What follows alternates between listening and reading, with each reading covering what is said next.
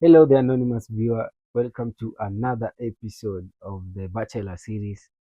Na leo manzee, we are going to talk about first time being in love as a bachelor. Aha. Napenda hii conversation.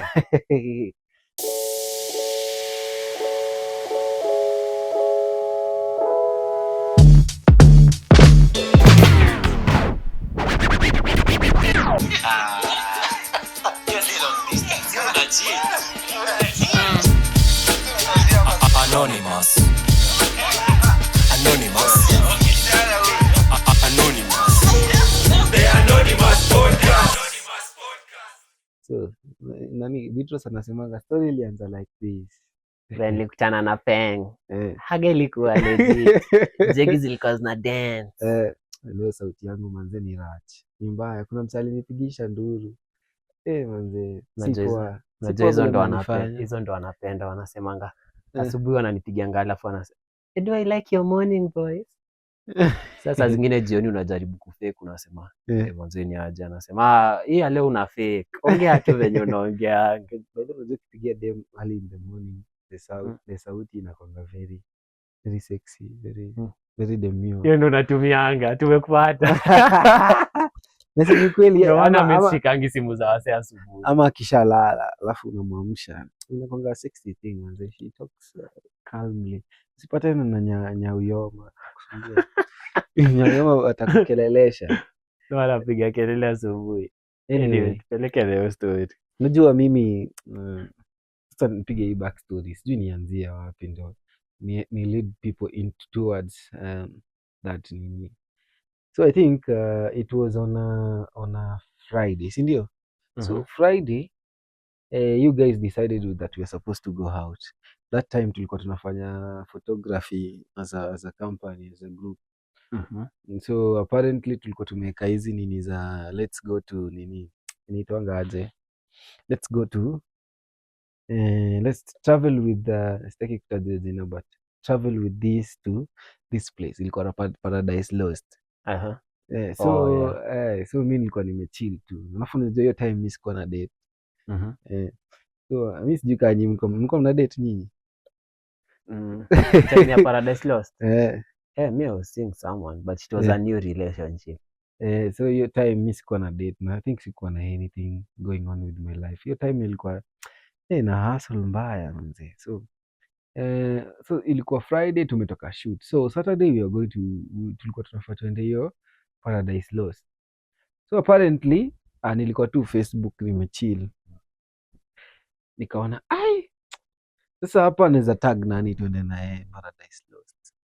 Of all people nikaona manzia beshte yangu hiyo time anakwanga free na ni msee anakaa ku vibe. Sasa mimi nikamchat nikamwambia niaje kesho si tunaenda Paradise Lost na sina msee kwenda naye. Wewe unaonaje tunaweza endanisha? Kaniambia tunaweza endanisha. Sisi ni nani? The following day kampigia simu. Tulipatana wapi? Ilikuwa CBD I think. No. Tulikuwa tunapatana Archives I guess. Hapo mali tunapanda hizi gari za kwenda Kiambu.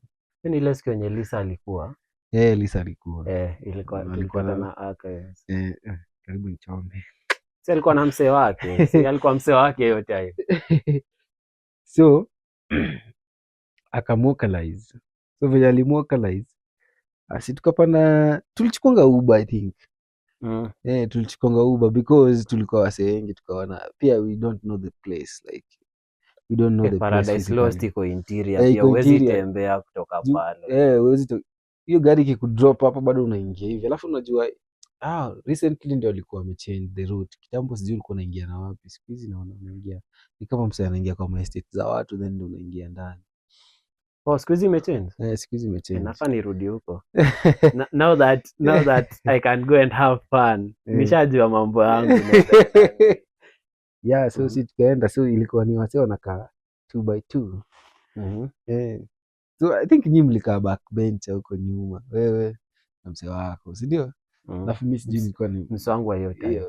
Hiyo time. Msee wa hiyo time. Anyway, Wish angekuwa na hot man, anione vile nakaa sasa. Anyway. So si mimi nikakaa na mse. So bado nilikuwa very demure. Hata sijatolewa manyoya. Kuku bado kuku iko very fresh from high school. Has never done anything. Just chilling mzee. So mimi naona tu watu wanapigana mate nini. So unajua mimi I can't reciprocate that because si ati ni manzi yangu. Nile tu nimetag msee na nisionekane sina au na msee. Na sikuwa nataka pia nikuwe lonely. Fast forward tukaingia huko. By the hiyo time sasa sijui but hiyo time hiyo food ya wasa ilikuwa mbaya. Kulikuwa na nyama fulani man. Hizo nyama hata dogia hizi kula man. Nilikuwa na Paradise Lost walikuwa wanafaa improve. Mimi sijui sahi. Lakini tumebuy food kwingine. Lakini tulikuwa na snacks. Snacks ndio zilitusaidia. Si hapo nini tukaanza kuchill. I think ndio hii nini fulani napendanga kupost.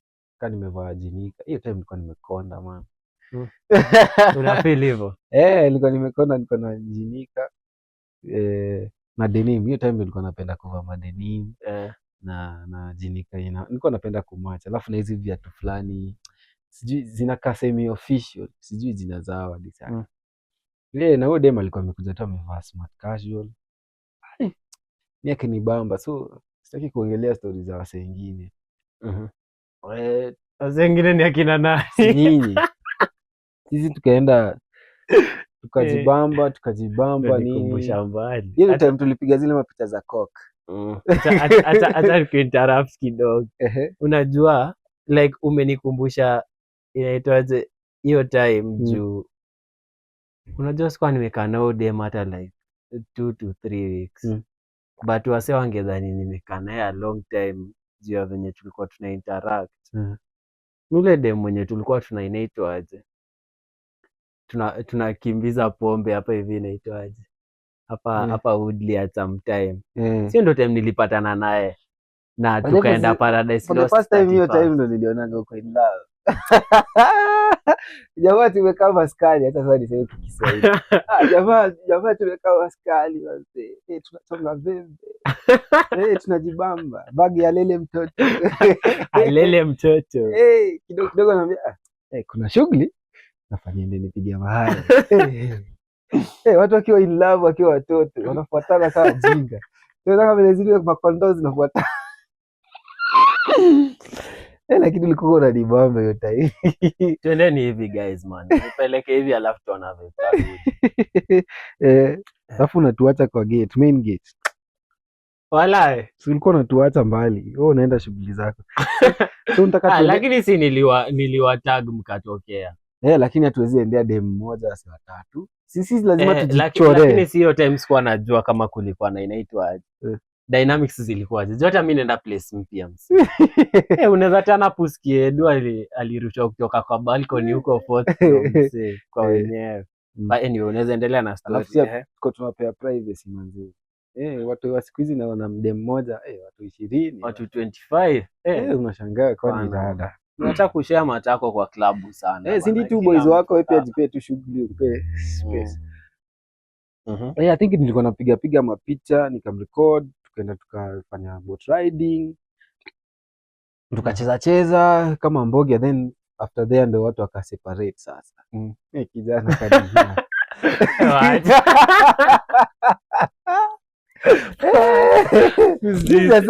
Sasa tu kijana kadijia.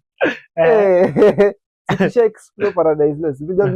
Mimi I think niliendanga Lisa alikuwa huko nyuma na manzi yake.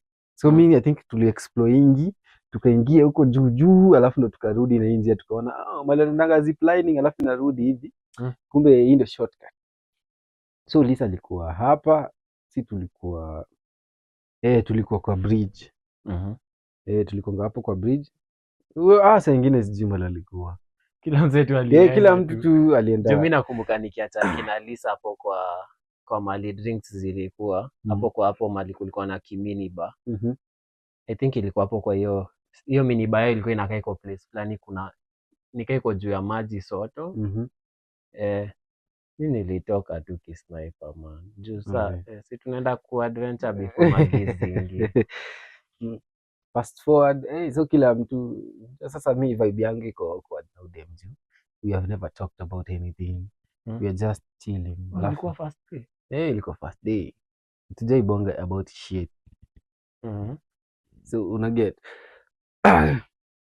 tukakaa hapo. I think somebody suggested that since kila msee ni 2x2, mbona tusitafute space tuende like vile tulikuwa tunaendanga BNB sasa. Kasuggest, mimi nikaona sasa mtaka kunitoka hesabu.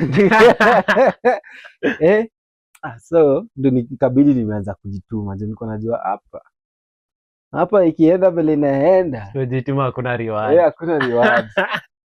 I was a shy boy. Unfortunately my lips were broken virginity. Tuko tumekaa tu hivi kwa hiyo bridge. Nakumbuka the water was flowing. What a memory. The water was flowing. Wana describing aje? The water was splashing and sprinkling with the birds. Birds zinafanyanga zina mama zina cheap.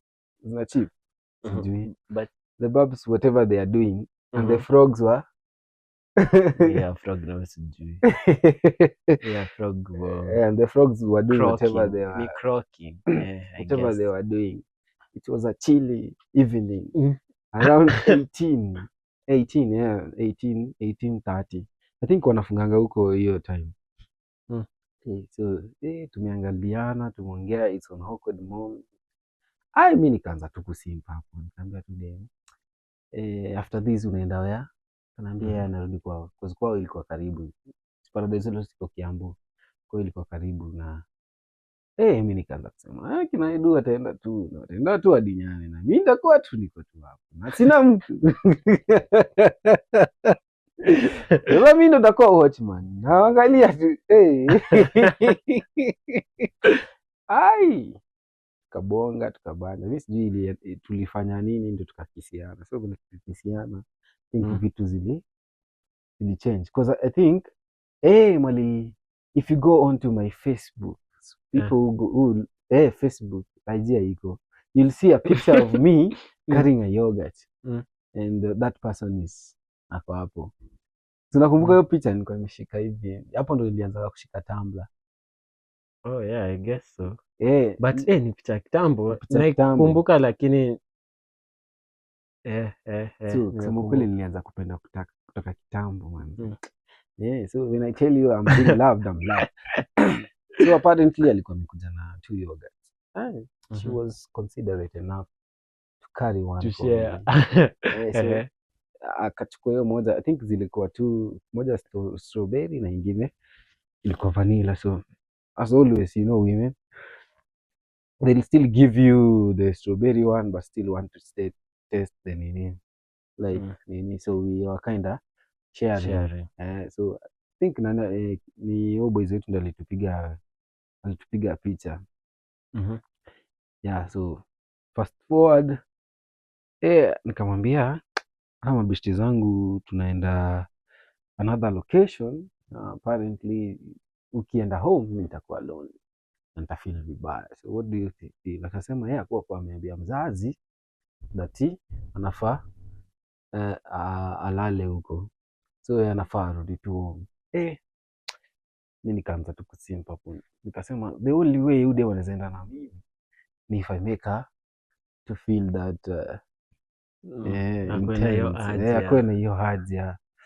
So hapo mamati manini kuconvince kuongea, unajua tu tunauza sera man. Watu wana scan. Tafutia za Christmas kwanza ilikuwa New Year hii ndio ujue. So akapigia Masake. Masake akakubali. Sema tu Mungu Baba, leo umenikumbuka katika maombi zangu zote. Today you have answered my prayers. Umesema kwa plate. Kwa plate. Sasa my prayers. So hiyo part nyingine sitaki kusema but tukaenda. I think people were again to ingia sasa kwa cab. Sasa hapo sasa pia mimi nilikuwa napigana mate kiasi. Finally. Tukaenda mtaa. Manze vitu zilifanyika mtaa kama ni spooning zilifanyika. spooning ni kijiko. Fast forward. So unakumbuka kwa ile ilikuwa episode 2 ama 1? Ile nilikuwa napiga story ya we moved. Yeah. We moved. So hiyo time ilipata tusha move sasa. So vile tulikuwa tusha move, and then tulikuwa tumeenda to your place. So tulikuwa tumepiga, I think hiyo ndio time tulipiga sherehe 1 week kama ilikuwa. Back to back. Actually ilikuwa 2, ilikuwa like 11 days back to back. So sisi tusha move, sisi tunaishi port.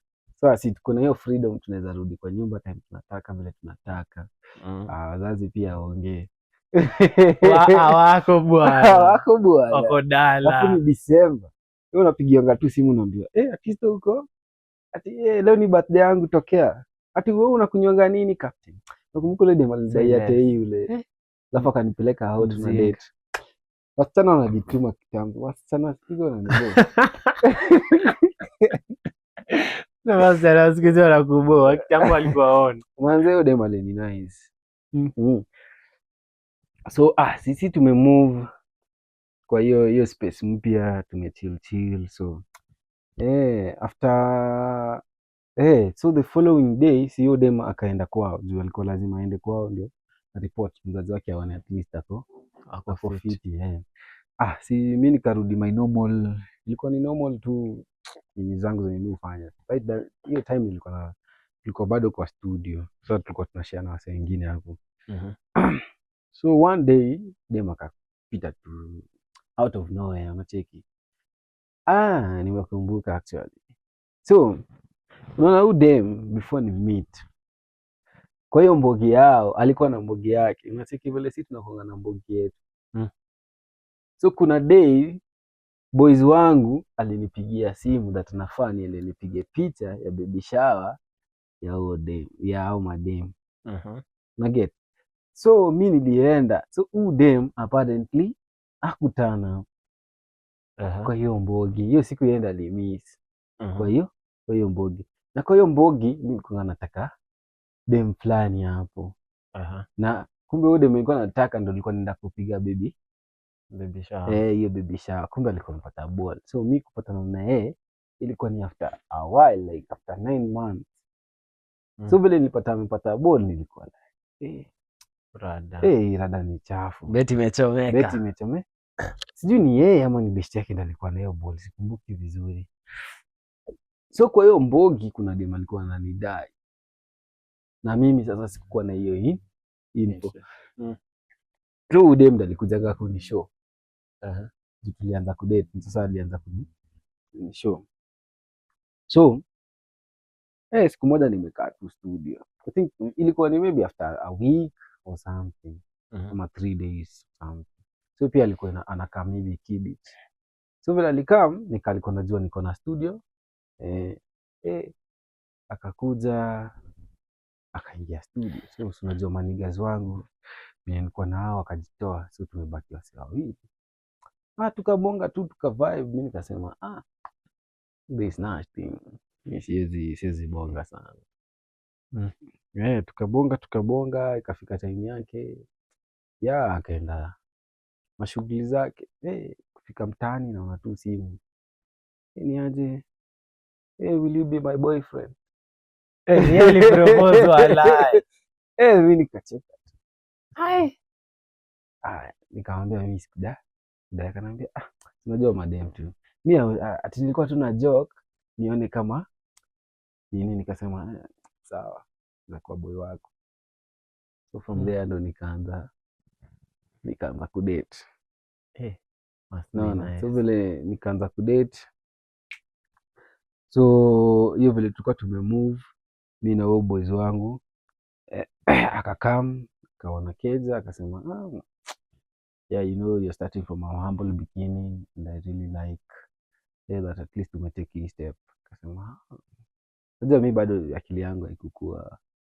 Kwa hiyo nini, alafu ndo sasa I think ni a month or so ndo ile shit ika happen. So ule boys wako akanitext, sijui ulimpeanga namba yangu ama nini. I think imeniapenia hadi even recently the same to bullshit.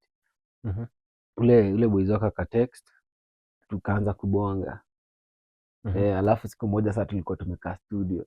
Wewe naye nakujuaga. Unajua mimi najuanga mabeshte zangu. So ukasema ati na kuna mtu mwenye manzi yake ameposti. Ameposti. Unakumbuka? So okay, huo boys ilikuwa nitufanye naye project ya nini? Ya ngoma, si alikuwa musician. So hiyo time si tulikuwa tunafanya videography.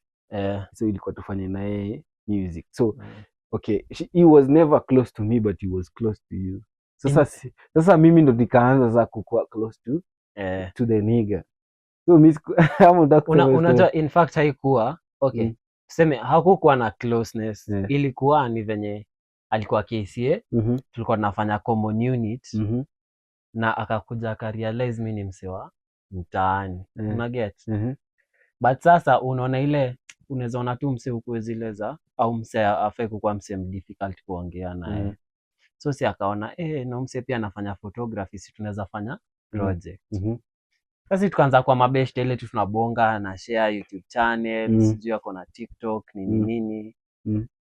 Sasa mimi nimemsave. Siku moja anashangaa ala. Si umepost na mjua. So unaweza endelea story kutoka hapo. So tulikuwa tumekaa, I think mimi, wewe na some other niggas. Kasema kuna msee amepostiwa na manzi yake amepostiwa, na ulikuwa unaisema, unajua kuna vile husemanga mavitu inaka jokes but ni real. But sasa unajua mimi ni ule msee na load, mimi si thinking hiyo time. So I think at hiyo time nilikuwa nafanya a certain painting, ndio nikasema shesikia ile kitu ya wait a minute, who I kaanza kujiuliza kwa se wote si huyu. Tena huyu boys amekataa na yezi kuwa na si tuko hapa. Ndio mse anaongelea nani? Ndio nikakwambia na mse anaongelea nani? Ndio nikaona hiyo picha amepost. Sasa ndio nikauliza huyu boys, na wewe mbona umepost manzi yangu? Huyu boys akaniambia ati huyu anakuanga manzi yake. Sijui alikuwa na SG Saturday, so Saturday we were supposed to meet with that woman. And then akaniambia that she is not available. So apparently kumbe alikuwa na yeye huko kwake huko KCA. So nilikuwa like hata hii relationship haijaenda mbali, si tunaweza iachia hapo. Sasa mimi nimekuni, sitaki kuongea na mdemu. Lakini anataka kuongea. Na yeye anataka kuongea na mimi. So unajua demu anajiuliza, na huyu msee mbona aniongeleshi? Akanipigia hadi simu. So akakuja. Ndio nikamwambia, mimi kuna msee alikupost na sijui mbona alikupost. Hiyo Saturday ulikuwa unasema tunafaa to meet. Wewe ukaniambia sijui uko busy. Nikamtumia hadi picha, nikamwonyesha ndio hii picha. Huyu jamaa alinitumia picha mkiwa na yeye hiyo siku ya Saturday. Na ndio hii na ilikuwa kumbe mimi naharibu ndoa za watu. Hata singekuambia. Nikamwambia sasa unajua kitu tunafaa kufanya, hata hatujaenda mbali. So wewe unaweza tu groove tu na huyu mzee, unanipea kwanza, atanirudishia freedom yangu yenye nilikuwa nayo. Sasa mimi nilikuwa nimejaa mbaya. Tukakaa hapo, si akarudi. Boys kumbe alikuwa ananitrace na mabeshte zake. So si alikuwa anajua pia mali studio yangu iko. So anakuja ananitisha. Nikapigia dem nikamshow mimi nilisha accept defeat. Wewe fanya aje? Huyu boys wako ananiletea wase na ni kama ananitishia na mimi sitaki mambo za mtaa ati nisikie nilidungwa kisu juu ya dem ama juu ya nini. So ifanya aje, wewe tu rudiana tu na yeye, mimi sitaki story mob. Na hata tujadate ati for long. Ni kitu tu 1 month. So wewe fanya tu aje. Dongingano. Mimi nikakaa. Dem akanipigia hapo masimu nini, tukabonga. Nikamshow mimi nisha make up my mind na kuna kitu inaweza change. Na kiburi yangu ya Mjaluo. Jana yangu nikarudi sasa. Nipata hiyo time sasa tumeshift from sasa hiyo place tulikuwa tukaenda place nyingine, hiyo space hizo madogi man. Actually huko tulikanga 1 month. Tukahama. Tukakalia deposit alafu tukaishia. So siku fulani tu ilikuwa na Saturday. Si Saturday mimi nimechill tu manze. Nikasema leo sidai kwenda mtaani. Nataka tu ni waste time na maboys wangu. Unajua saa hizo sasa na kafeel hiyo kitu. Nimekapigwa katu kingine kadogo. So najaribu kurecover. Jebu na ifeel na wasako in love. Kumbe huyu mnigazi wangu na huyu demo alikuwa na plan sana behind my back. So mimi sikuwa najua. Huyu mnigazi alikuwa naishi na yeye. So mimi sikuwa najua. So mimi nikaenda mtaa. I think ilikuwa around 7. Hiyo time curfew ilikuwa saa ngapi? 9 ama ilikuwa 7. Mimi ilikuwa 6. Kulikuwa na curfew ya 7 na 9 nakumbuka. Hiyo ilikuwa time ya COVID. Kwani ilikuwa time ya COVID. Ilikuwa 2020. Si tulianza kudate hapo ma 2019 ma 2020. Sasa inamaanisha maybe ni 2020 ikiwa imesonga hapo, maybe March ama April. Hapo sasa. April. Nikachill tu mtaani. Boys wangu kidogo hivi naona boys wangu amekuja. Kidogo hivi nasikia. So ni kama huo dem, ni kama huo boys alimwambia huo dem alikuja kunisaka juu mimi nilikuwa nimeepa studio hiyo saa tu. So nilikuwa nimeenda kuchill base zingine. So ni kama walibonga, akamwambia kama huyu msaki akikuja mtaa unishtue. Forget Mungu ni nani. Ingia mtaa. Kakaa kidogo hivi bado tuna debate tunafaa tudishi nini na nini na nini. So mimi sinajua tunafaa tunitosi. I think ni hiyo time I think ilikuwa curfew ni around 7. I'm not kama si 7 ni 9. Kama ni time yenye COVID ilianza ilikuwa 7. So kwa around 6:30 sikumbuki vizuri. Nimechill tu hivi nikasikia. Nikaona tu dem nikaisha. Ushaona ule mtu unaisha tu unasema. Sasa ni nani aliita ule? Mimi sijaongea na yeye kutoka sijui ni day gani.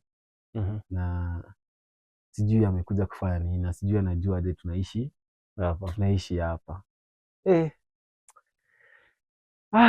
Boys wangu pia ni kafala kengine. Ati kanatoka kanatupea space ati tubone. Alikuwa kwa mix. Mbona alikuwa amepanga. So unajua saa hizo mimi bado nimebonda lakini huko ndani naumia.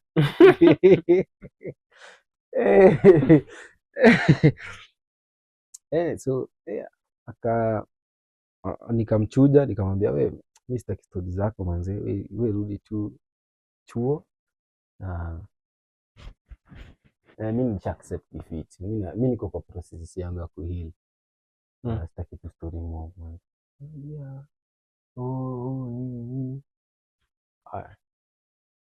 Unajua mahali tulikuwa tunaishi ilikuwa karibu na karao na makarao. So Mungu ni nani? Mwanzo imefika hiyo time ya kafi. Na udema nafaa ende mbali. So hawezi rudi kwao. Mwenye alikuwa anafuatilia historia najua. Maana anaishi. So hawezi rudi kwao. So lazima tu adoze hapo. So na mmekatiana. So si single tu. Na ni mbili. Duve ni mbili na kuna kiti na kitanda. So logically hawezi lala ati na huyu boys kwa kitanda alafu mimi nalala kwa kiti. So mimi mwenye nimebonda ndo lazima ni doze net. Alafu sasa unajua huyu boys ashapika. So pia tumedish. So umejua mimi bado nimeendelea kubonda. Mimi nimebonda hadi nimechuja nini. Mungu ni nani? Mvua. Mvua ilinyesha. Hiyo siku mvua ilinyesha. Sijainyesha hivyo vile inanyesha. Ile mvua fulani ya mawe. Mvua ikaanza tu kunyesha tu all of a sudden. Tukaingia kwa bediko manze. Boys wangu wamelala chini, sisi tumelala. Mimi nabembeleza tu. Ndio kwa maana unaanga hizi ndevu ni mbili. Zilisema pale.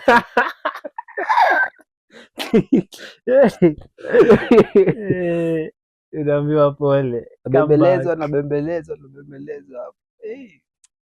Hii akili nyingine ikafanya kazi manze. Kesho ya mguu ya tatu kama utembea. Kabidi spooning imefanya kazi. So tukafanya hivyo, then from there ndo sasa mi Mungu manze amenibariki, so si tukaanza kudate. So ilikuwa tu ni hizo unapatana nini mavitu wase hufanya kwa relationship, and then sasa ikabidi place imefika sasa, tulikuwa tushaanza kukatiana na msee tunaishi naye, because pia yeye alikuwa na feel anahitaji nini, anahitaji space yake.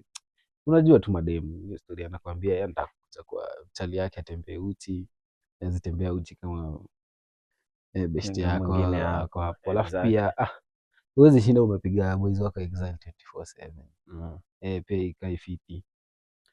So ikafika place akaniambia tu wewe tafuta tu space yako, hata kama itakushindia kule kumanage, nitakusaidia na we'll try our best. Nikapata courage, tukatoka tukaenda kutafuta nyumba hiyo siku, hata sikuambianga huyu boys. Tukatoka day one tulitafuta manyumba. Siku ndo nilijua manzee huwezi tafuta nyumba na demu na ukwe. Juu unajua demu yeye kitu anadai na budget yangu tofauti. Siko ubaya. Mi hiyo time budget yangu ilikuwa ni nyumba ya 3K. Na nyumba mzuri hiyo time ilikuwa ni around 5K kuendelea mbele. Na hiyo time nikitafuta nyumba pia nilikuwa namconsider. So hawezi lala kwa nyumba ya mabati juu ya baridi. So lazima tutafute nyumba pia ya mawe. Na nyumba ya mawe inaanza from 5K kiendelea. So the last day tuko tunatafuta keja. Mi nili give up. Na yeye pia aka give up, akasema sawa. So ile time tunatoka hivi nikauliza mzee, umesikia nyumba yenye iko empty? Akanambia ati iko empty, iko vacant. Akanambia kuna nyumba zinajengwa hapa na ni mpya na watu wameanza kuingia. Tukaenda hivi. Tuka fall in love na hiyo keja. Akasema yeye mbamba, mimi nikasema mbamba. The following day nika move into that house. Na watu ka move into that house. Ndo sasa hapo masaibu zangu zikanianza. Na aka fall in love. So nikiuliza, nataka maybe niulize maswali kaa mbili tukifunga. So during ile moment yenye mlikatiana kwa sababu ulirealize amepostiwa na msee mwingine, ulijam kwa sababu ulikuwa unampenda ama ulijam kwa sababu alikuwa amepostiwa na another nigga mwenye ulikuwa unajua? Nilijam juu nilikuwa nisha develop feelings. Kama huo msee angempost na nikose kujam, inamaanisha sina feelings. Inamaanisha ungekuwa au una care as much about but sasa mjui iliniingia, inamaanisha nilikuwa na feelings. Nilikuwa nishaanza kudevelop feelings. Juu kuna a lot of boxes alikuwa ametick for me that time. Na in swali ya mwisho, but ini controversial somehow. Okay, si hata controversial, ni venye tu it's a tip for other people to actually, that other people can borrow from it. During ile time ya Paradise Lost, si hamkuwa mmecommunicate about anything intimate or sexual ama kitu kaa hiyo? Like at what point ulifeel ni kama tunafaa tu escalate hizi vitu zifike point ya kupigana mate, na ulihandle aje hiyo situation? Like unaona venye like si other people were coupling up na wasa walikuwa na get, cause hiyo time circle yetu hatukuwa tunaogopana ati yomi nitapigana mate alafu artist ni record. Si tulikuwa tuende nayo. Ni kama nasikia vibaya shida yenu. In fact ni hata nakumbuka time fulani nikisema wasa kusema na nyinyi mnapigana mate sana, tukasema si tuko for play bana, hata tunawasaidia pia nyinyi kwa hoi. Una get? So like ilifika je point yenye ukasema mi nataka kuinitiate intimacy na udem? So kitu ili happen actually ni fast forward the story. Dem ndo alikuwa amenimark. Hivyo ndo anaisemanga siku hizi. Sijui alikuwa amenicrashia from way back. Nilimwambia napendwa asikiani. It must be nice. So alikuwa amenimark apparently, like alikuwa idha yangu kutoka kitambo. So ni mimi ndo sikuwa naonyeshanga hiyo interest because we used to be on a certain organization hiyo time. So apparently kumbe yeye alikuwa notice me, ijai cross my mind. Una get? So hiyo time yenye sasa tumeenda Paradise Lost. Unakumbuka ile shit ilikuwa imehappen. Sasa ule ex wangu fulani alikuwa amepewa ball. So mimi nilikuwa tu na vibe na inshallah. Na unasemanga you'll find love when you're not looking for it. When you're least expecting. So kitu ilini push tupigane hiyo mate ni my intention were never pure that time. I never wanted to go back to that place alone. So I wanted company because nilikuwa najua nita feel bad that niko solo. So yeah, and then things zili happen fast that siwezi explain. Ile tu dem amekumark, sikuwa najua time but niko like mi niko single na udem pia ni vibe na mi ananibamba like ametik. Sikuwa najua ametik box zangu but ametik like unajua physically attraction alikuwa niko physically attracted to hiyo time juu nilikuwa naona okay ananibamba, ana smile fiti, ana nini. Yani una get hizo mavitu zenye zinabamba tu mse. So mi nilikuwa tu like vibes and inshallah. So sikuwa na expect but it will turn out to be something that ni magical, una get. So I guess kama umesikia ukafika this far, mnaweza andika hapo vibes and inshallah, ama mnaweza andika Artisto Loverboy kwa comment. But mimi napenda hiyo ni siwadaka. Like unaweza tumia, unaona venye Artisto amesema love can find you when you're least expecting it. Hiyo ndio ni ukweli. Na since alimakiwa, unaona ilikuwa haikuwa a lot of tussle ku convince udem ku get intimate or ku kiss na hizo vitu zote cause udem pia alikuwa attracted in a way. Una get? So hapa unaweza learn one or two ujue venye unaweza approach situation na pia saa zingine haufai kuforce vitu, acha ziflow. Hivyo ndo wase upata mapenzi. Najua mnatamani sana pia mimi first encounter yangu ningewapigia Paradise Lost. Lakini sitapiga leo. Usikize next episode. Bana ndio utajua how it will go down. But in the meantime, like, share and subscribe and see you on the next one. Peace.